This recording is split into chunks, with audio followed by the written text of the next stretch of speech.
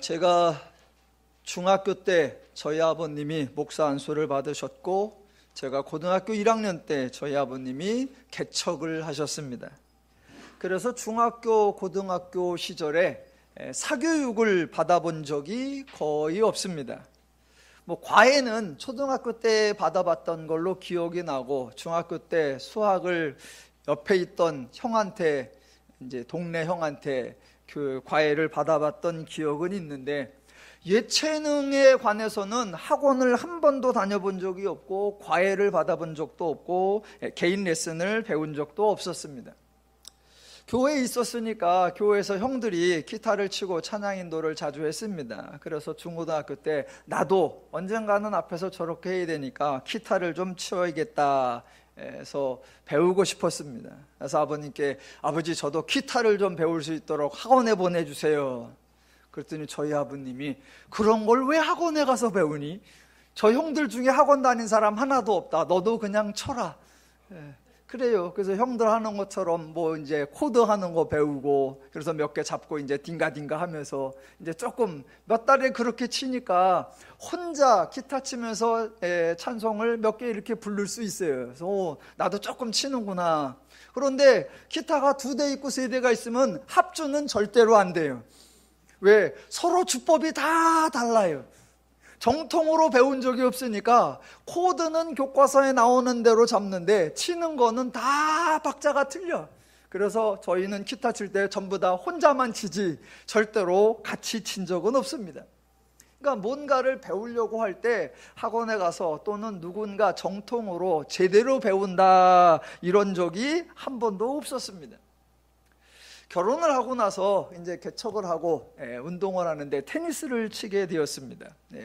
후배 중에 하나가 중고 라켓이 있다고 저를 주어서 손에 라켓이 생겼어요. 그리고 선배 목사님들이 운동하는데 나오라고, 그래서 나가보니까 그래서 이제 테니스를 하게 됐습니다. 실력이 하나도 없으니까 벽을 치기도 했다가 처음 하는 사람처럼 한 번 치면 그걸 바깥으로 나가고, 이제 그렇게 시작하기를 해서 서너 달 치니까 조금 이제 공이 맞고, 한두 해를 치니까 이제 그래도 공이 왔다 갔다 하고 시합도 하게 되었습니다. 그러고 있는데 어느 날 이제 저하고 수준이 비슷한 목사님하고 둘이 흔히 말하는 주고받는 거, 난타라는 걸 하고 있는데, 그 옆에 어떤 아저씨하고 한 고등학생이나 대학생 되어 보이는 아들하고 둘이 와서 저희 옆에 코트에서 칩니다. 근데 딱 보니까 그 아버지 되시는 분이 딱 봐도 고수예요. 벌써 치는 게 다르고 공이 날아가는 게 달라요. 우리는 약간 민망해하면서 막 중구난방으로 치고 있는데, 그래서 서로 이제 둘이 치다가 이제 쉬는 시간이 되었습니다. 그랬더니 그 옆에 있던 잘 치는 그 아버지가 아들을 데리고 합니다. 야, 모든 운동은 기초부터 레슨을 잘 배워야 돼. 레슨을 안 배우고 치면은 저렇게 돼. 그 소리를 제가 안 들리게 했어야 되는데 그걸 다 들었습니다. 그러니 이제 쉬는 시간 끝나고 가서 쳐야 되는데 무슨 재주를 쳐, 민망하게, 창피하게. 그래도 이제 또 뻔뻔하게 치면서, 그날 속이 상해갖고 집에 와가지고 개척교회 목사가 와이프한테, 보소, 내가 오늘 이런 망신을 당했네. 앞으로 운동은 하나는 꾸준히 해야 될 것 같으니까 테니스 레슨을 좀 배우게 레슨비를 대주시오. 그랬더니 애 키울 생각은 안 하고 지가 배우냐고. 그래서 여하튼 허락을 받아서 레슨을 한 1년에서 1년 반 정도 테니스 레슨을 했습니다. 그래서 이제 조금 폼이 나고 쳐서 목사님들끼리 칠 때에는 그래도 B그룹이나 A그룹에 가서 이렇게 칠만하게 됐습니다. 그렇게 칠만하다 한 10년 정도 치고 나서 테니스를 이제 중단하게 되었고, 그러다가 한 6년 정도 후에 한 석 달 전부터 배드민턴을 새로 시작했습니다. 그래서 배드민턴은 제가 처음부터 작정을 하고 아예 레슨부터 시작을 했습니다. 그래가지고 레슨을 받고 있는데, 레슨 받는 매번 코치님한테 지적을 당합니다. 그렇게 치면 안 된다고. 그러면서 하는 소리가 뭐냐면, 테니스 치던 습관을 버리세요. 아니, 그 습관 들이느라고 돈이 얼마고 세월이 얼마였는데 몸에 배게 하세요. 저절로 무의식적으로 반응이 나올 수 있도록 연습하라고 해서 그렇게 연습을 많이 해서 몸에 딱 배워놨더니 이제 배드민턴 하니까 그 습관을 제발 좀 빼라고, 이거는 배드민턴이지 테니스가 아니라고 매번 그 얘기만 듣고 있습니다. 뭔가 하나를 진짜 무의식적으로 자동으로 나올 수 있도록 연습하는 거 참 귀중한데, 하나를 그렇게 익숙하게 해놓으면 새로운 무엇인가를 배울 때에는 도리어 그게 장애물이 되기도 하고 걸림돌이 되기도 하는 것 같습니다. 뭔가 하나가 익숙해져서 새로운 것을 배우는데 방해가 되는 그런 것의 가장 극단적인 사례가 뭐냐? 바로 죄의 방식과 기독교의 방식의 차이입니다. 사람들은 모두가 죄인 출신으로서 죄에 익숙해져 있고 죄로 살아온 오랜 세월이 있습니다. 그래서 죄가 자연스럽고 죄가 당연하고 죄가 평안하게 느껴지기까지도 합니다. 그렇게 죄적 사고방식에 푹 젖어 있기 때문에 성경을 읽으면서도, 죄와 다른 하나님의 말씀을 읽으면서도 죄적 방식으로 생각하고 죄적 방식으로 반응하는 실수를 범하기도 합니다. 오늘 본문 바울이 아주 재미있는 말을 합니다. 6절을 보시면, 그러므로 우리는 다른 이들과 같이 자지 말고 오직 깨어 정신을 차릴지라. 자는 자들은 밤에 자고 취하는 자들은 밤에 취하되 우리는 낮에 속하였으니 정신을 차리고입니다. 이런 구절을 읽으시면 대부분의 성도님들은 성경이니까 하나님의 말씀이야, 더 나아가 이렇게 하라 저렇게 하라 라는 말씀을 딱 보자마자 하나님의 명령이구나 라고 반응을 합니다. 그 중에 6절 끝에 나오는 깨어 정신을 차릴지라, 8절 중간에 정신을 차리고 라고 되어 있으니 이 구절을 읽는 순간 두 주먹을 불끈 쥐고 다짐을 하기를, 그래 깨어있자, 그래 정신을 차리자 라고 마음을 가다듬습니다. 성경이 무슨 말을 하는지, 성경이 왜 그 말을 하는지, 이런 말씀이 있으면 나는 무엇을 어떻게 해야 하는지 그것을 생각하기도 전에 일단 본문에 나오는 그대로 따르려고 행동하려고 반응합니다. 저는 부탁을 드립니다. 제발 그러지 마시라라는 겁니다. 성경을 읽는 순간 성경에 기록된 대로 행하려고 하시기 전에, 무엇인가를 행동하시기 전에 그 본문에 대해서 생각하시고 생각해보자라는 겁니다. 세상에서는 대부분 행동을 강조합니다. 그래서 생각이나 따지거나 논리나 합리성을 우선하기 전에 일단은 해라, 아무 생각하지 말고 해, 무조건 해, 일단 하면 나중에 설명해 줄게, 그리고 일단 해보면 왜 하라고 했는지 이해가 될 거야, 무조건 해. 기독교는 다릅니다. 기독교는 정반대로 말합니다. 하시던 것을 멈추십시오. 지금 진행하시던 것을 중단하십시오. 여러분이 자연스럽게 하고 있던 것을 그만두십시오. 성경은 그렇게 말하는 거예요. 멈추세요, 중단하세요, 그만하세요. 그거를 기독교의 종교적 용어로 하면 회개하세요가 되는 거예요. 회개하라라는 말은 잘못한 것을 뉘우치라, 죄를 지은 것을 반성하라, 이런 의미가 아닙니다. 원래 회개하라라는 말은 현재 하고 있는 생각, 현재 진행하고 있는 원리와 방식과 행동을 중단하라라는 겁니다. 그것을 중단하고 당신이 모르고 있던 것, 당신이 알지 못하는 것, 그래서 하나님이 드러내고 나타내고 보여주시는 것, 그것을 보고 그것을 듣고 그것을 이해하고 그것을 깨달으라. 그렇게 보고 듣고 이해하고 깨달은 후에 그렇게 알게 된 것을 행동하라라는 것이 성경의 권면입니다. 그래서 오늘 6절과 8절에서 오직 깨어 정신을 차릴지라 또는 정신을 차리라 라고 되어 있는데, 이게 과연 무슨 의미인가, 이걸 먼저 따져보아야 한다라는 겁니다.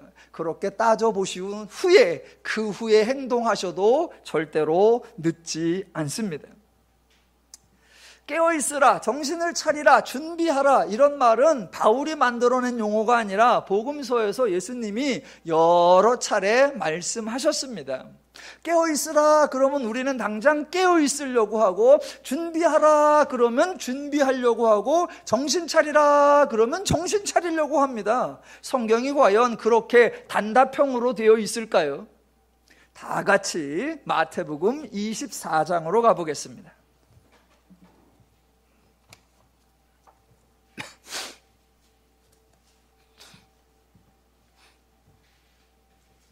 마태복음 24장 32절부터입니다.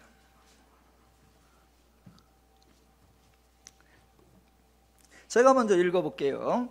마태복음 24장 32절. 아주 재미있습니다. 무화과 나무의 비유를 배우라. 그 가지가 연하여지고 잎사귀를 내면 여름이 가까운 줄을 아나니, 이와 같이 너희도 이 모든 일을 보거든 인자가 가까이 곧 문 앞에 이른 줄 알라입니다. 여기까지만 보면 무화과 나무를 보고 계절의 변화를 알아차리듯 예수님의 사역을 보고 예수님의 사역의 의미들을 알아차리라라는 뜻이구나, 이렇게 생각이 됩니다. 그런데 두 줄을 더 내려가서 36절을 보시면, 그날과 그때는 아무도 모르나니 하늘의 천사들도 아들도 모르고 오직 아버지만 아시느니라 입니다. 분명히 앞에서는 보고 알아라 라고 했습니다. 어려운 일이나 힘든 일이나 비밀스러운 일이나 눈치채기 힘든 그런 것이 아니라 무화과 나무를 보면서 계절의 변화를 알아차리는 것처럼 너무나 쉽고 당연하게 예수님의 사역을 보면서 주의 날이 언제 임하는지 당연히 알 수 있으니 너희는 그렇게 알아라 라는 식으로 말씀을 하셨습니다. 앞에서는 그러더니 불과 몇 절 뒤에서는 정반대로, 그러나 그날과 그때는 아무도 모르나니 하늘의 천사들도 아들도 모르고 오직 아버지만 아시느니라 입니다. 이게 알 수 있다는 말입니까? 알 수 없다는 말입니까? 예, 알 수 없다는 말입니다. 알 수 없다고 말한다면 그 앞에서 나오는 알라라는 말은 알아차리라, 그런 의미가 아닌 것이 되어버립니다. 알라 그랬으면 알 수 있는 이야기가 나와서 이렇게 알 수 있다라고 나와야 되는데, 중간에 천사들도 아들도 도무지 모르고 오직 아버지만 아신다라고 하면 그 앞에 나오는 알아라는 의미가 아닌 것이 되어버립니다. 자, 어느 누구도, 천사도 아들도 알 수 없으니 당연히 사람들도 알 수 없다, 알 수 없다는 것을 강조하는 게 37절 이하부터입니다. 논리를 잘 따라와 보십시오. 제가 말한 게 아니라 예수님의 말씀입니다. 37절. 노아의 때와 같이 인자의 임함도 그러하리라. 홍수 전에 노아가 방주에 들어가던 날까지 사람들이 먹고 마시고 장가들고 시집가고 있으면서 홍수가 나서 그들을 다 멸하기까지 깨닫지 못하였으니 인자의 임함도 이와 같으리라 입니다. 노아의 때에 사람들이 왜 깨닫지 못했을까요? 왜 사람들이 먹고 마시고 장가들고 시집을 가고 있었을까요? 그 이유는 아주 간단합니다. 비가 올 것 같지 않았기 때문입니다. 왜? 그동안 비가 온 적이 없습니다. 그래서 비가 무엇인 줄 모르고, 비가 온다는 게 무엇인 줄 모르고, 비가 얼만큼 오는지를 전혀 모르고 있습니다. 비에 대하여 모르고 있고 비가 온다는 징조도 모르고 있으니까 당연히 일상생활을 하고 있을 뿐이죠. 비가 올 만한 어떤 징조 없었고요. 비가 와서 온 땅을 창일하게 다 덮어버릴 만한 그런 어떠한 신호나 징조가 없었습니다. 무화과 나무를 보면 가지가 연하여지고 잎이 나면 여름이 오겠구나라는 걸 알아차릴 수 있는 근거가 있는데, 노아의 때에는 비가 온다라고 하는 징조, 비가 홍수처럼 온다라는 어떤 신호도 없었으니까 사람들이 아무도 몰랐습니다. 알 수 있는 방법이 없으니까 아무도 몰랐던 겁니다. 자, 알 수 없었다라는 거 한 번 더 나옵니다. 40절 이하. 그때에 두 사람이 밭에 있음에 한 사람은 데려가고 한 사람은 버려둠을 당할 것이요. 한 번 더 나옵니다. 세 번째 41절. 두 여자가 맷돌질을 하고 있음에 한 사람은 데려가고 한 사람은 버려둠을 당할 것임이라 입니다. 자, 밭에 두 사람이 있었다고 하는데 그 두 사람 중에 한 사람은 알고 있었고 한 사람은 모르고 있었던 것이 아니라 둘 다 모르고 있었습니다. 그런데 한 사람은 데려감을 당하고 한 사람은 버려둠을 당했다라고 합니다. 맷돌질도 마찬가지예요. 두 사람이 다 맷돌질을 하고 있습니다. 그 맷돌질하는 두 여자 중에 한 사람은 알고 있었고 한 사람은 모르고 있었던 것이 아니라 두 사람 다 모르고 있었습니다. 그런데 한 사람은 데려감을 당하고 한 사람은 버림을 당했다라고 합니다. 분명히 32절부터 시작이 뭐였느냐? 알아라였습니다. 그런데 중간에 나오는 세 번의 이야기는 아무도 모른다입니다. 그래놓고 결론이 뭐냐? 42절. 그런즉 깨어있으라입니다. 말이 됩니까? 천사도 모르고 아들도 모르고 아무도 모른다. 오직 아버지만 아신다. 그래서 노아의 때도 사람들이 몰랐고 밭을 갈던 여인들도 몰랐고 맷돌 갈던 사람들도 몰랐고 아무도 모른다. 결론은 아무도 모른다예요. 그런데 깨어있으라. 말이 돼요? 자, 42절을 끝까지 읽어보시면 더 재미있습니다. 그러므로 깨어있으라. 어느 날에 너희 주가 임할는지 너희가 알지 못함이니라 입니다. 아니, 알지 못하는데 어떻게 깨어있어요? 43절. 너희도 아는 바니 모른다며? 너희도 아는 바니 만일 집주인이 도둑이 어느 시각에 올 줄 알았더라면 깨어있어 그 집을 뚫지 못하게 하였으리라. 이러므로 너희도 준비하고 있으라. 생각하지 않은 때에 인자가 오리라 입니다. 예, 알았더라면 깨어있고 알았더라면 준비하고 있는데 알지를 못해요. 알지 못하는데 어떻게 깨어있고 알지 못하는데 어떻게 준비가 가능해요?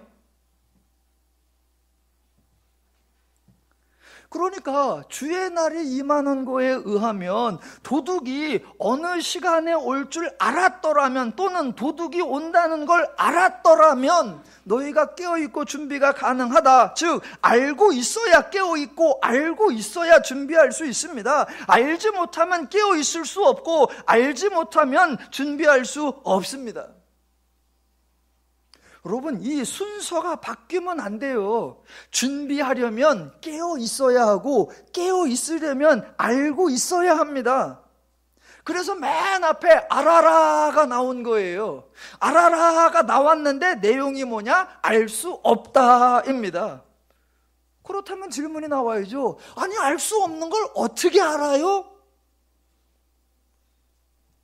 자, 깨어있어라, 정신 차려라, 이거하고 관계되는 예수님의 또 한 번의 말씀이 나옵니다. 어디 나오느냐? 바로 이어서 25장이에요.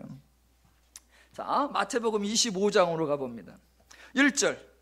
그때에 천국은 마치 등을 들고 신랑을 맞으러 나간 열처녀와 같다 하리니 입니다. 저와 여러분이 잘 알고 있는 열처녀 비유입니다. 자, 5절을 보시겠습니다. 신랑이 더디옴으로 다 졸며 잘세입니다. 밑줄을 어디다 쳐야 되느냐? 다에다 쳐야 됩니다. 다 졸며 잘세. 미련한 다섯 처녀는 졸며 잤는데 슬기로운 다섯 처녀는 정신을 바짝 차리고 있었다가 아닙니다. 미련한 자들이든 슬기 있는 자들이든 똑같이 졸며 잤습니다. 당연히 신랑이 오는 것을 몰랐습니다. 그래서 6절, 밤중에 소리가 나되 보라 신랑이로다 맞으러 나오라 하매입니다. 슬기 있는 자들은 눈 뜨고 있다가 신랑이 오는 것을 딱 보고 제 발로 막 뛰어나가 맞으러 나간 것이 아니고 미련한 자들은 하도 깊이 잠들어서 옆에 있는 사람이 와서 깨워도 일어나지 못해서 졸다가 못 들어간 것이 아니고, 미련한 자나 슬기 있는 자나 기다린 것도 똑같고 졸며 잔 것도 똑같고 다른 사람이 깨워서 일어난 것도 똑같습니다. 그런데 결론이 이상합니다. 13절. 그런즉 깨어있으라. 너희는 그날과 그때를 알지 못하느니라 입니다.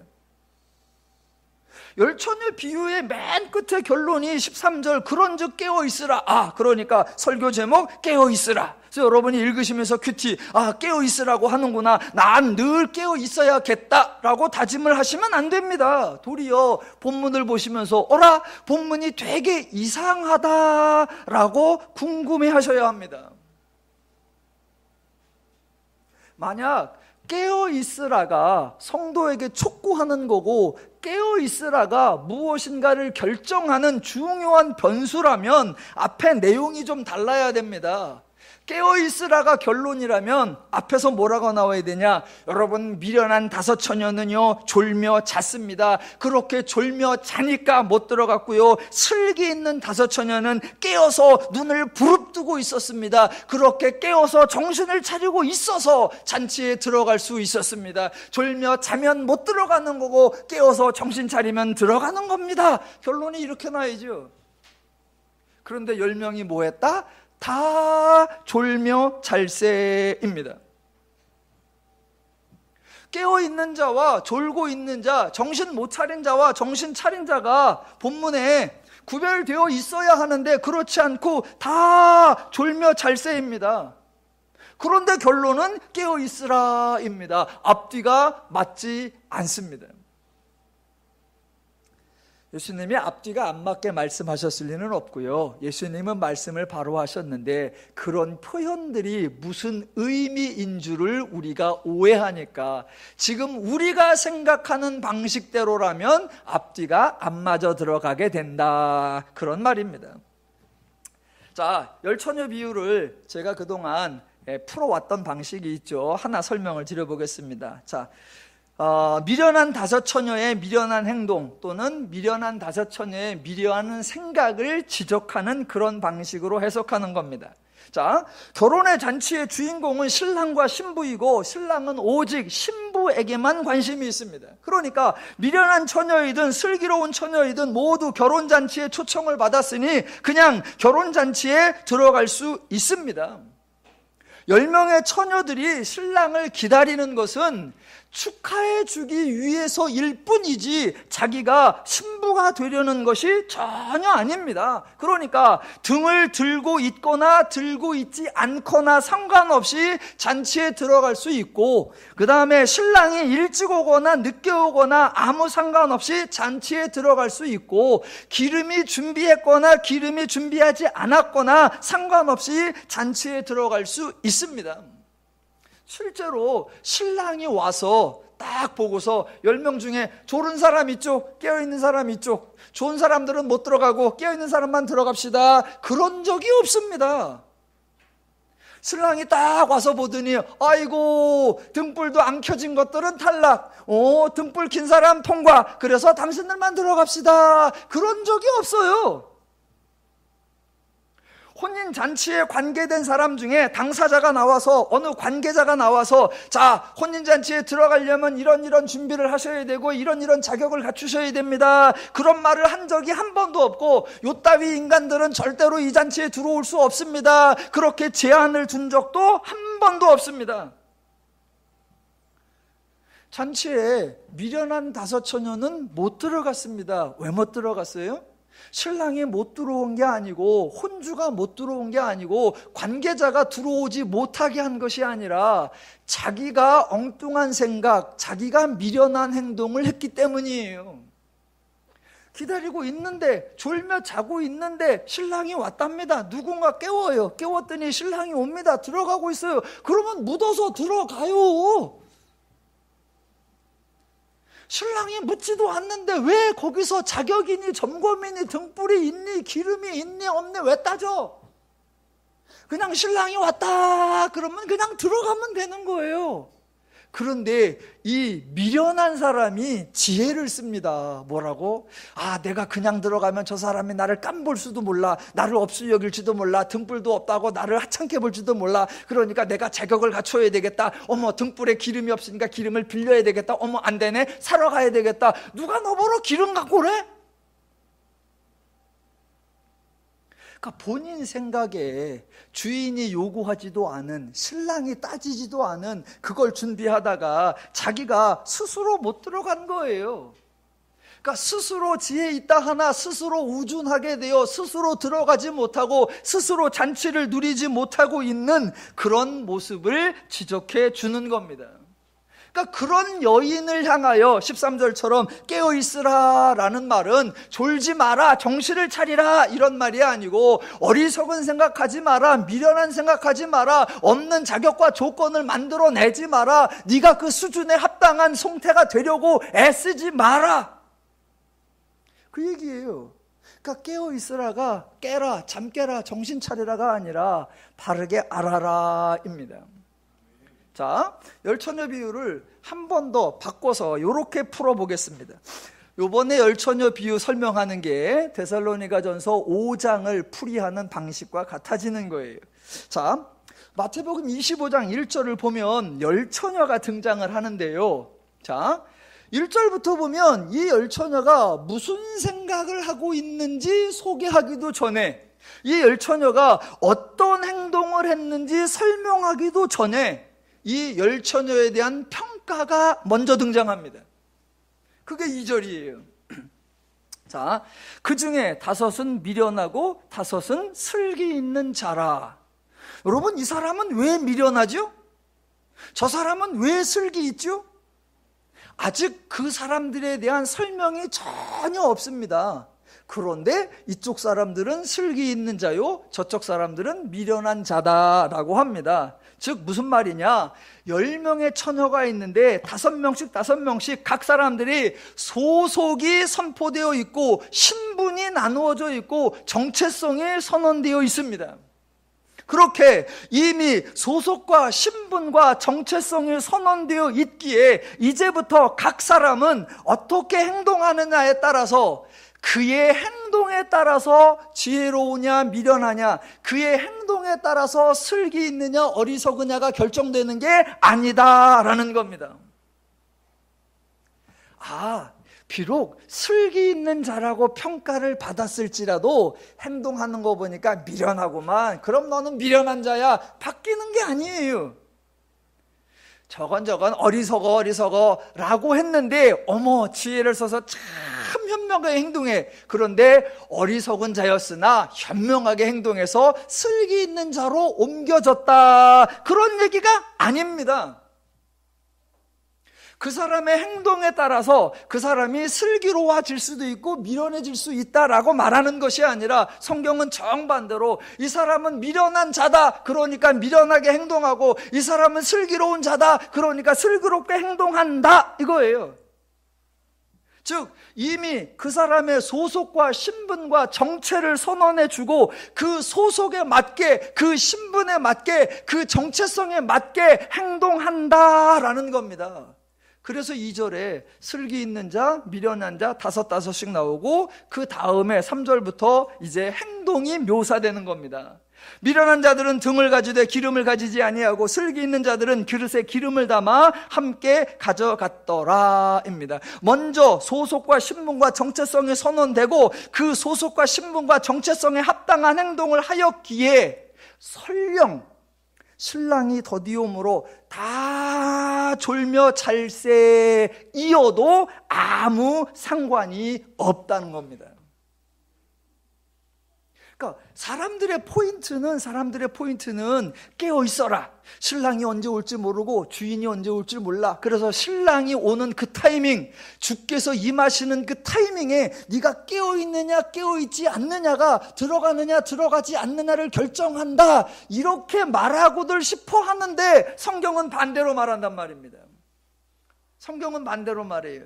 이미 이 사람은 슬기 있는 사람이다, 그런 사람은 슬기롭게 행동한다. 그래서 그 사람이 설령 자고 있을지라도, 그 사람이 설령 졸고 있을지라도, 그 사람이 설령 신랑이 오는 걸 전혀 알아차리지 못할지라도 아무 상관이 없다 이겁니다.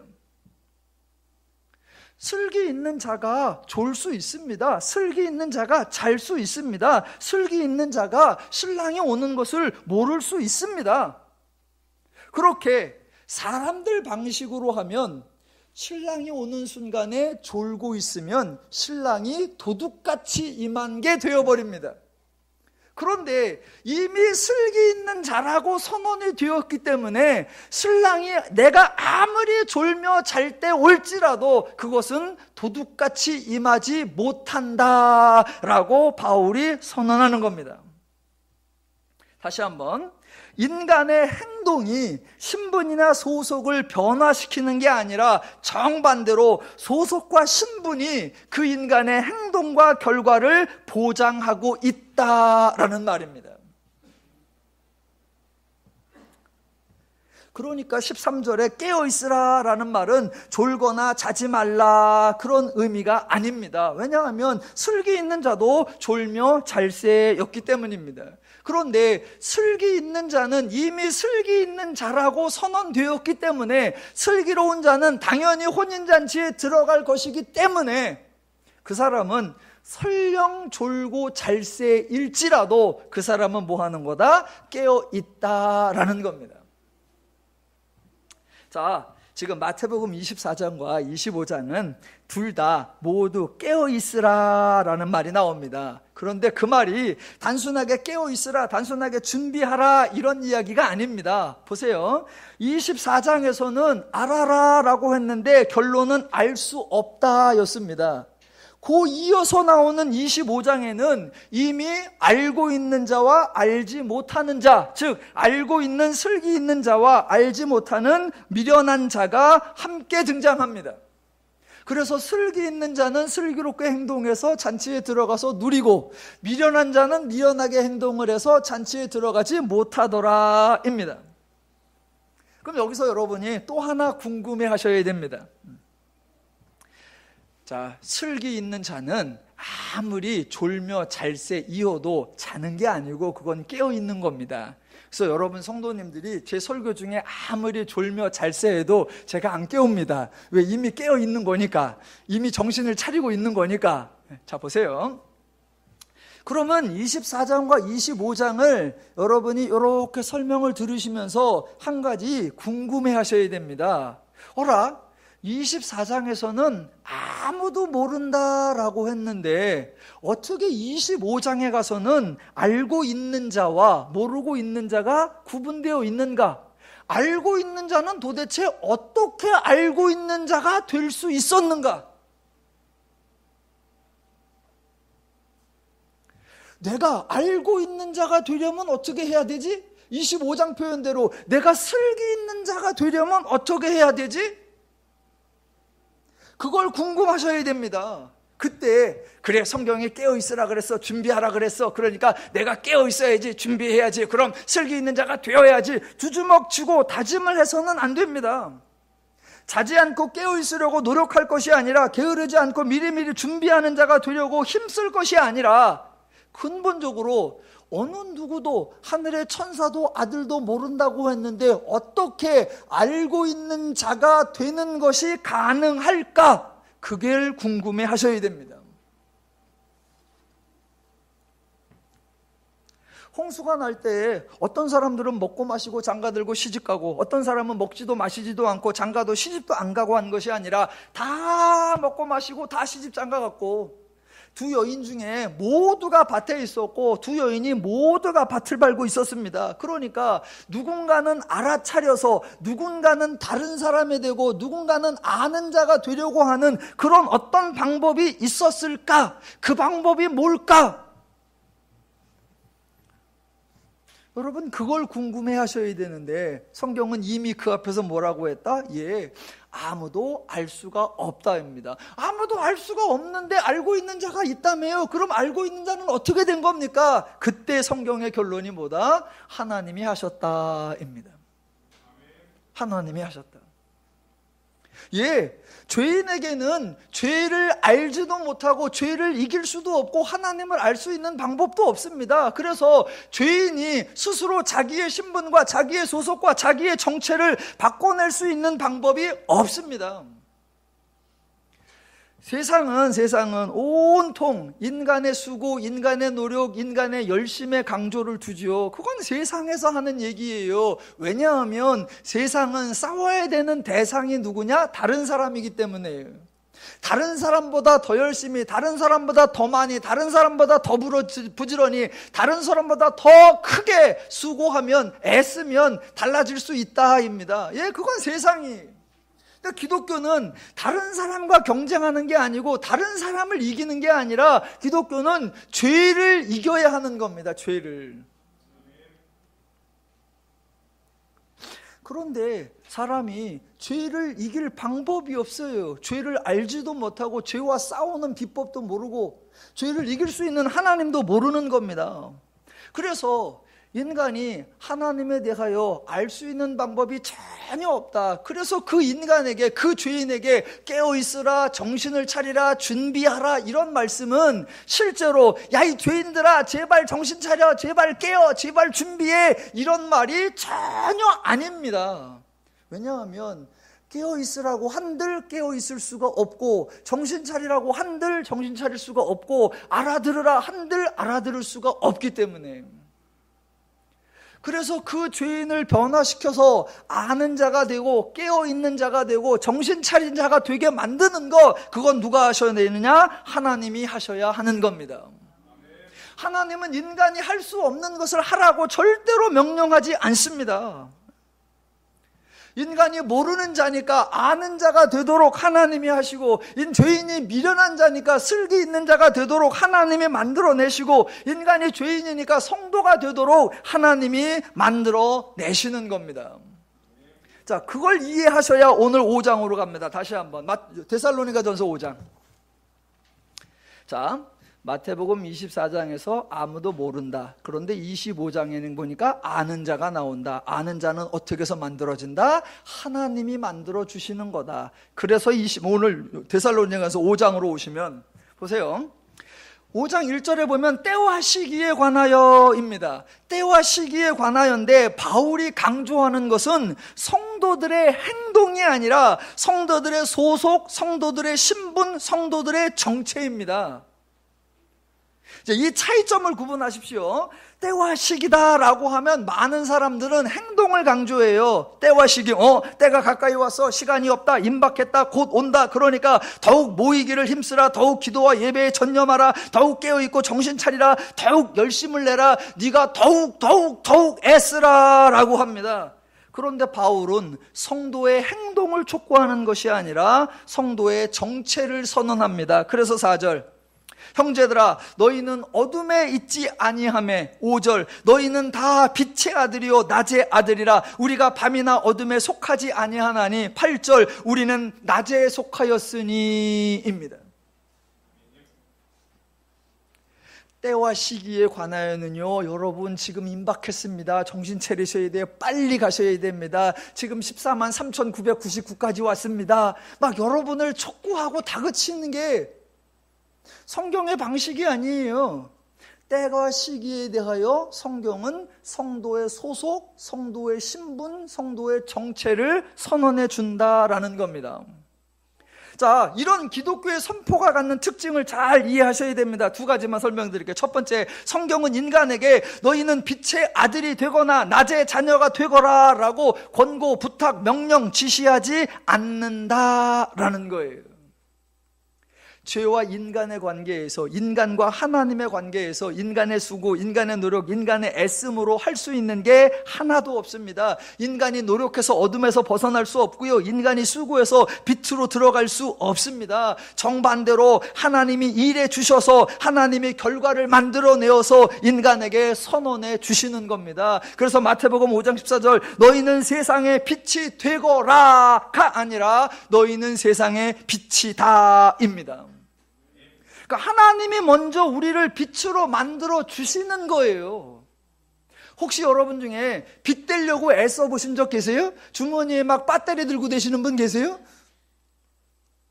빛 되려고 애쓴 분 한 분도 없습니다. 낮에 자녀가 되겠다는 생각이라도 해보신 분 없습니다.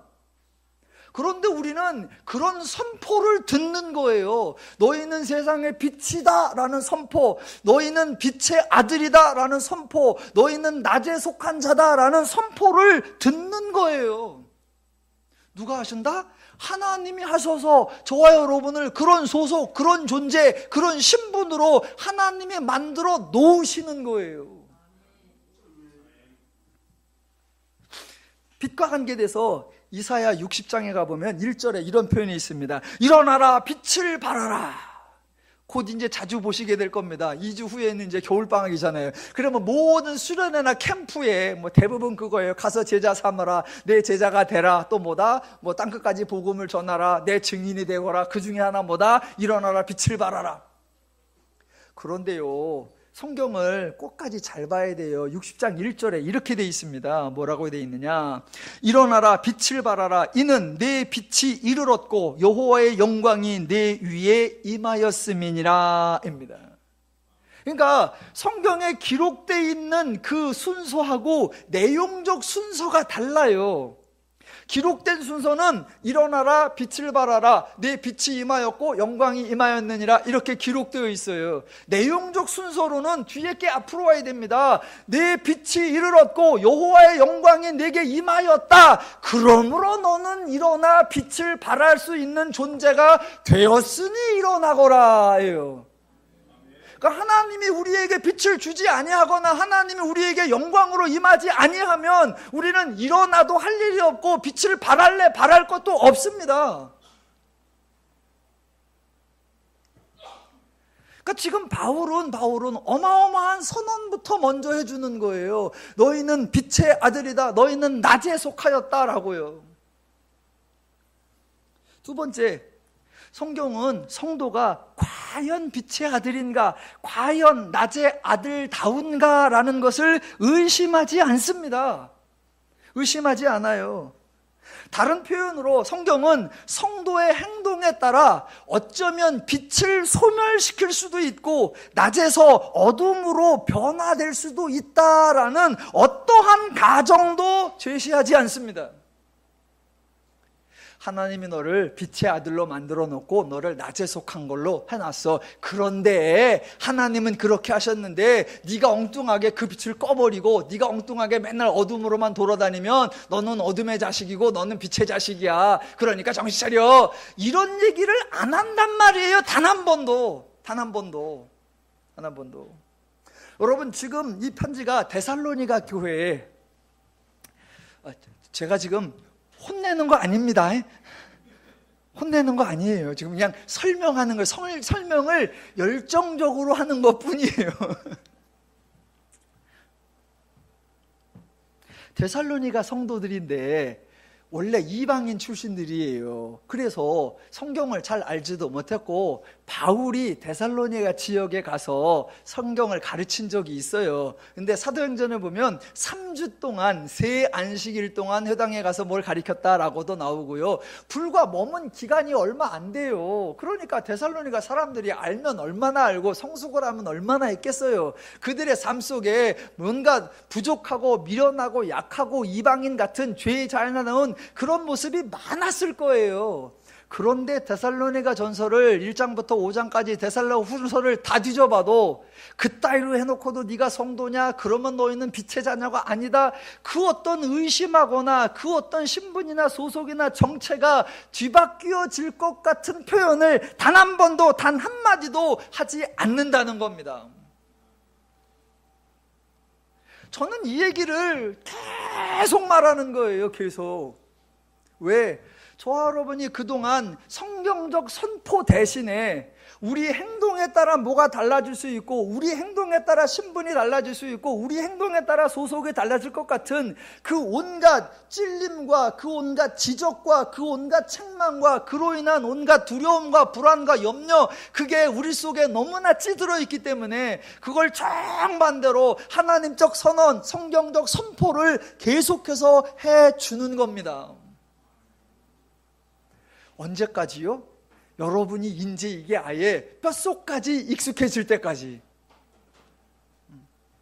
그래서 옆에서 누가 뭐라 그래도 이제는 자동으로 몸이 반응할 정도로 아예 익숙해져 갖고 하나님의 선포야, 하나님의 행동, 하나님이 만들어 오신 역사는 인간의 그 어떤 것으로 인하여도 변화되는 게 아니야 라는 게 저절로 술술술 나와지고, 그 어떤 여러분의 행동에도 불구하고 마음에서 자유와 평화와 안식이 절대로 흔들리지 않을 때까지, 그때까지 할 겁니다.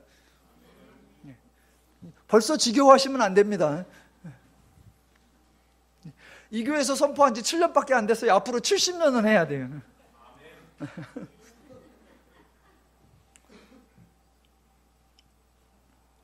자, 그러니까 지금 바울은 우리의 행동에 따라서 달라질 거다가 아니라 하나님의 일하심으로 우리는 성도고 하나님의 자녀고 빛의 아들이고 낮에 속한 자가 되었다. 그러니까 너의 신분과 소속과 정체를 바르게 알고 그 신분답게, 그 정체답게, 그 소속답게 행동하기를 기대한다라는 표현이에요. 그러니까 그 표현을 뭐라고 한다? 깨어있으라, 정신 차리라 라고 하는 거예요. 그 표현을. 그러니까 저희식으로 표현하면 깨어있으라, 정신 차리라 라는 말은 뭐가 된다? 제발 좀 알아라 라는 거예요. 알아야 새로운 존재가 된다라는 것이 아니라 너희가 새로운 존재임을 알아야 그 새로운 존재다운 행동이 가능할 거 아니냐라는 겁니다. 그러니까 저와 여러분은 빛의 아들이요 낮의 아들입니다. 그래서 7절은 저와 여러분하고는 아무 상관이 없습니다. 아무 상관이. 7절 볼까요? 자는 자들은 밤에 자고 취하는 자들은 밤에 취하되. 누구 얘기냐? 자는 자들 얘기고 취하는 자들 얘기입니다. 취하는 자들 얘기. 그러니까 자는 자들은 밤에 자고 취하는 자들은 밤에 취합니다. 바꿔 말하면 밤에 속한 사람은 잠을 자고 어둠에 속한 사람은 취한다라는 겁니다. 저와 여러분은 빛의 아들이기 때문에 깨어 있는 것이고 낮의 아들이기 때문에 취하지 않는 자들입니다. 그래서 바울의 권면이 이제사 빛에 속하고 이제사 낮에 속하라라는 것이 아니고 이제사 졸지 말고 깨어있고 이제사 취하지 말고 정신 차리라 라는 말이 아니라 정반대로 너는 성도로서 빛의 아들이고 낮의 아들임을 알아라. 빛의 아들이니까 주의 날이 도둑같이 임하지 못한다는 것을 알아라 라는 겁니다. 이것을 아는 것이 깨어있는 것이고 이것을 아는 것이 정신 차리는 것이고 이것을 모르는 것이 자는 것이고 이것을 모르는 것이 취하는 것입니다. 그러니까 존재적으로 저와 여러분은 자는 자들이다, 깨어있는 자들이다. 깨어있는 자들입니다. 주무셔도 깨어있는 자들이에요. 주무셔도. 이제사 내가 좋으느냐 자느냐 깨어있느냐 정신 차리냐 이것 때문에 내가 달라지는 것이 아니라 나는 이미 존재가, 나는 이미 소속이, 나는 이미 정체가 빛에 속하였고 깨어있는 자고 정신 차리고 있는 자다. 예, 여러분은 제정신이십니다. 그래서 8절을 보시면 이렇게 되는 거예요. 우리는 낮에 속하였으니 정신을 차리고 믿음과 사랑에 호심경을 붙이고 구원의 소망에 투구를 쓰자. 제가 질문해 볼게요. 제가 늘 마지막에 하는 질문엔 대답을 잘 하셔야 됩니다. 잘못하면 처음부터 다시 해요. 자, 8절에 믿음과 사랑에 호심경을 붙이고 구원의 소망에 투구를 쓰자입니다. 여러분은 믿음과 사랑에 호심경을 붙이고 계십니까? 안 붙이고 계십니까? 예, 대답을 안 하는 걸로 피해가지 마십시오. 자, 이제 결론 조금 남았습니다.